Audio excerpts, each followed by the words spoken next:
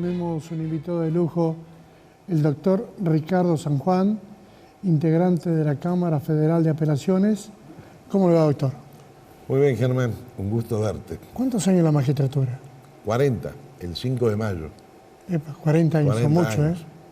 Una vida. Cuando usted entró en la política en el 83, ¿o estaba antes? Bueno. Primero sus padres, cuénteme un poco de sus padres. Perfecto. Mi padre era un ingeniero de vialidad de la provincia. Mi mamá era maestra, profesora de lo que en ese momento se decía labores, en el Colegio del Huerto. 4 hermanos, 3 de ellos ya fallecidos. En los años Escuela Mitre, Colegio Nacional, Facultad de Derecho de Tucumán. Me recibí a los 21 años de abogado. Bueno, alumno de esa época. 21 Era un años. regular alumno, pero muy constante. Siempre he sido muy constante en mis cosas, en general. Y siempre decía que para estudiar Derecho era como ser un empleado de comercio. 4 horas a la mañana y 4 horas a la tarde con los intervalos del mediodía. Comparaba así, y es lo que siempre les he tratado de trasladar a otros alumnos de la facultad. Con esas 8 horas yo creo que uno podía completar perfectamente si se sentaba a estudiar una carrera. Y inmediatamente después de recibido... Pare. Pero esos profesores eran instituciones que enseñaban. No, bueno, por supuesto. Siempre voy al ejemplo de lo que era el Colegio Nacional. El Colegio Nacional éramos 45 compañeros, lo que éramos, y de distintos extractos sociales todos. Era así como en la escuela antes nos ponían el uniforme blanco, el delantal blanco para que no haya distinción con nadie, idea de Sarmiento, Claro. buenísima. En el Colegio Nacional éramos todos de los distintos extractos posibles, donde uno convivía de una manera armónica con todos, conocía todo, andábamos por los lugares de Tucumán que se nos ocurría.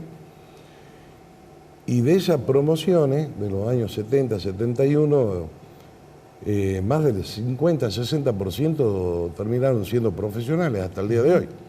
O sea, tengo profesionales distinguidos, médicos, arquitectos, ingenieros, muchos abogados, ingenieros, que surgieron de esas promociones.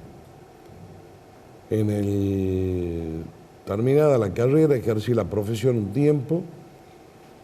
No te olvides que yo pasé desde el año 77, digamos, a mediados de los 77, producido el golpe, en la cual yo era una persona que estaba ya en la dirigencia estudiantil en aquel entonces. Me identificaban perfectamente dentro de la agrupación política que yo militaba, y en esa época se puso muy duro en Tucumán en el año 77. ¿Usted era sobrino del decano? Correcto. Y a la vez tenía ya un tío desaparecido, un primo preso. Fue muy duro en todo el grupo familiar nuestro. ¿Su tío era ese golpe. Manuel Garretón? Uno de mis tíos, Manuel Garretón, que fue secuestrado la noche del 24 de marzo. Luis, que vos lo conocés, Sí. que después quedó detenido 2 o 3 años.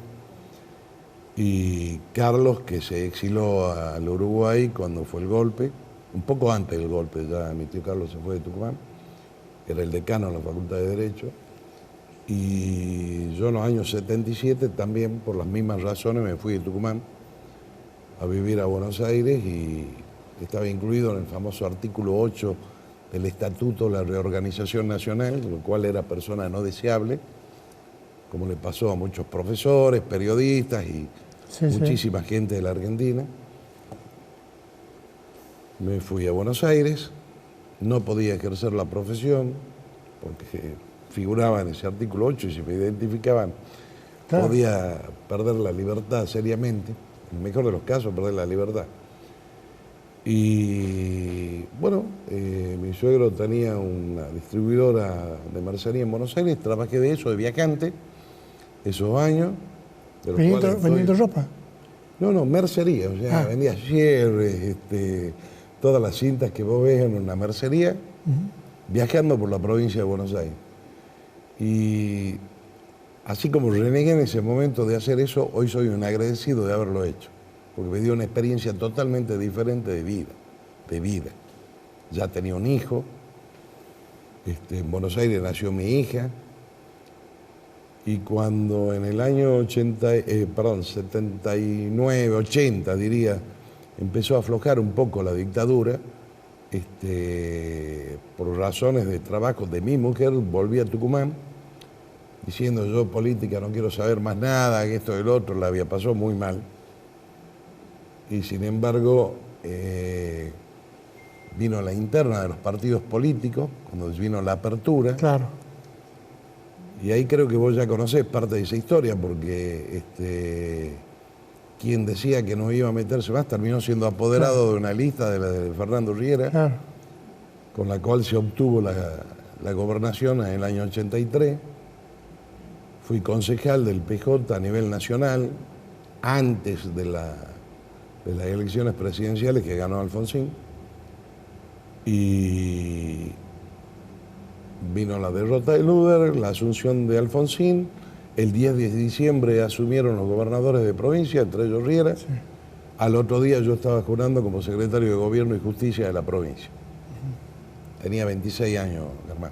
Muy joven. 26, 27. ¿No? Ahí comienza a revisar lo que pasó en el proceso.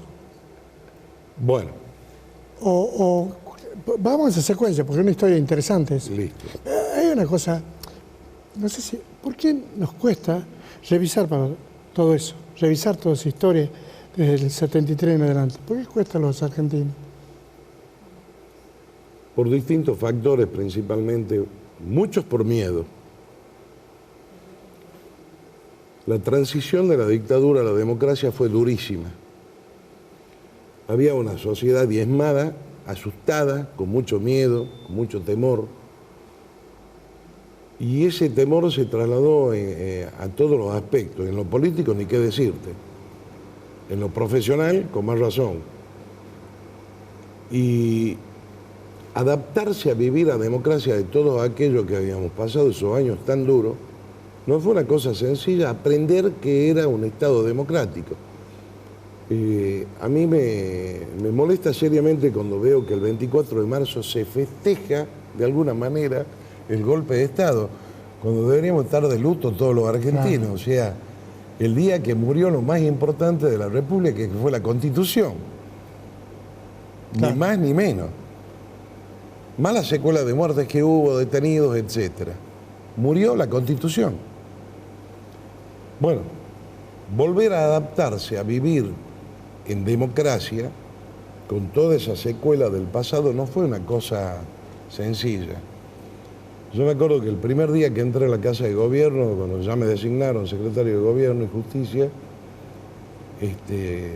yo creo que nunca había entrado a la Casa de Gobierno, o sea, y todos los que llegamos en esa época con Fernando Riera éramos tipos jóvenes, que no vos te debes acordar. Sí, claro. El promedio de edad del gabinete de Riera tenía 40 años, el promedio de edad.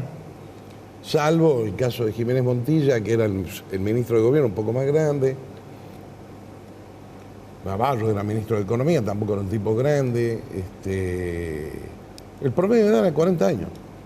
Riera se munía de mucha gente joven a la par de él, porque él sabía, digamos, de que toda esa transición democrática debía munirse de gente joven para poder adaptar un gobierno. Durísimo gobierno. Claro. Nos encontramos en la nada con la nada misma. Y llegar a entrar a la Casa de Gobierno no entró nunca. El despacho, todo bien. Bueno, y ahora, ¿cómo hacemos para poner en orden el sistema? Para que te dé una idea, la Secretaría de Gobierno dependía de la policía, dependía de institutos penales, el registro civil, el registro de inmuebles fiscales, todas direcciones con gran importancia en la ciudadanía, con una complejidad grande, y un abogado de 26 años que se hacía cargo de eso. Bueno, aprendimos, tratamos de aprender, cometimos muchísimos errores, del error se aprende. Sí, pero había otro escenario. Aparece la democracia, pero era como un camión que venía a 50 o 100. Parecía que lo frenaron, pero prácticamente todos los personajes de la Vivían. De la dictadura vivían, estaban. Estaban presentes. Claro. Ya no es que estaban ausentes, estaban presentes. Claro. Bueno, eso fue. Bueno, eso también. También una sociedad dividida. Claro. Acá no nos olvidemos que todos los golpes se dieron también con una participación de una parte de la ciudadanía.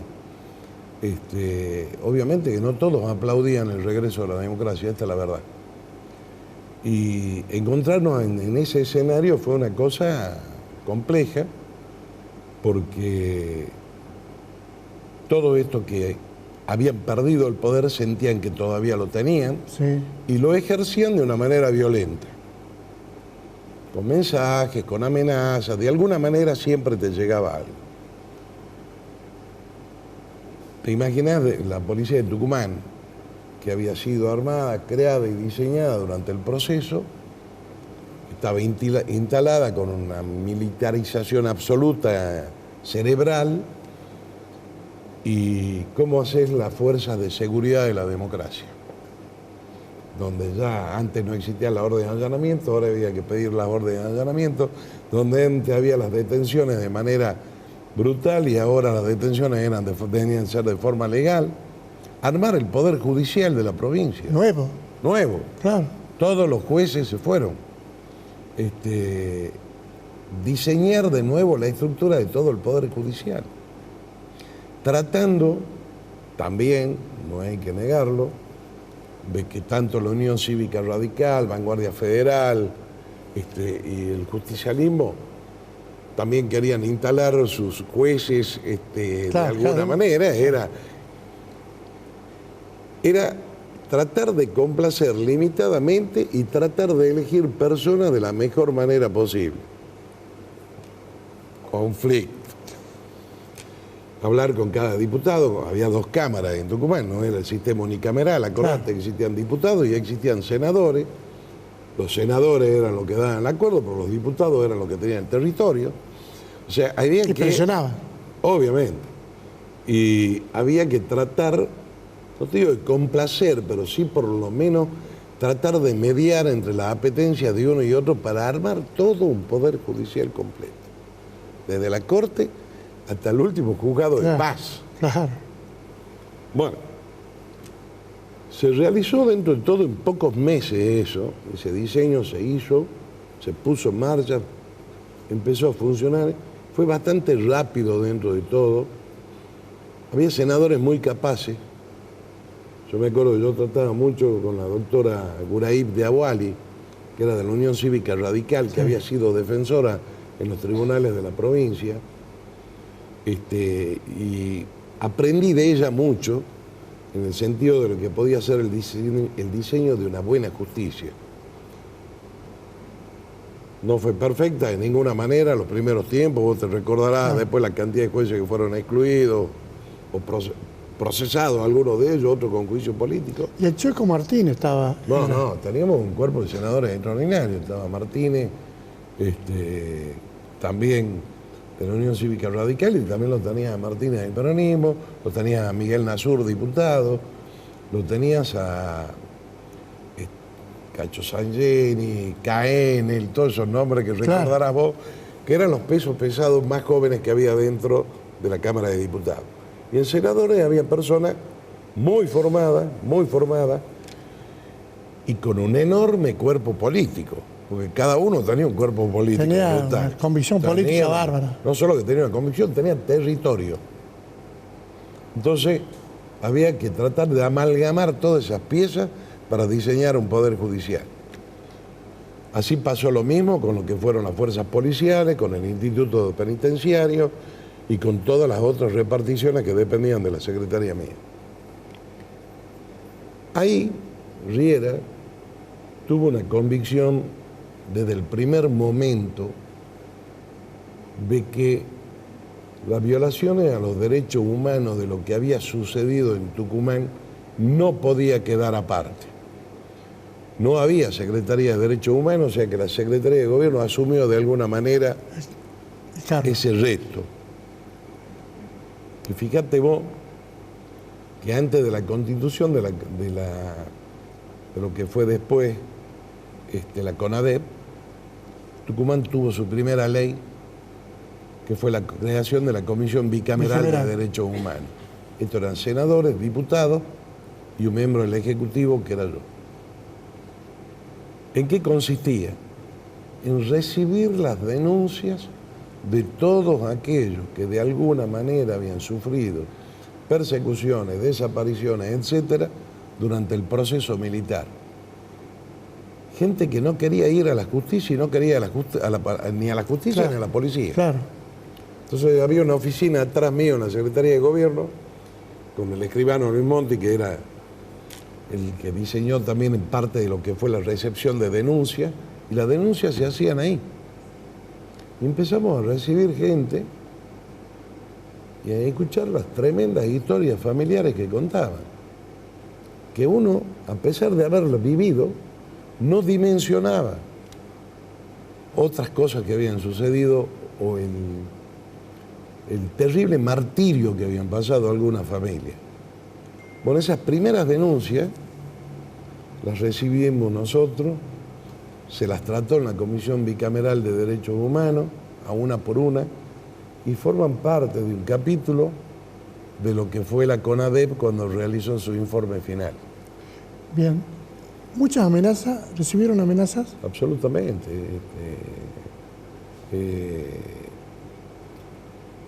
Vos te acordarás... Albornoz estaba, sí, el Malevo Ferreira estaba. Sí, no, pero... vos te recordarás que uno de los primeros actos de gobierno que hizo Riera en el 84 fue un decreto en el cual 210 policías que estaban enmarcados en todas las denuncias fueron separados y mandados a la justicia.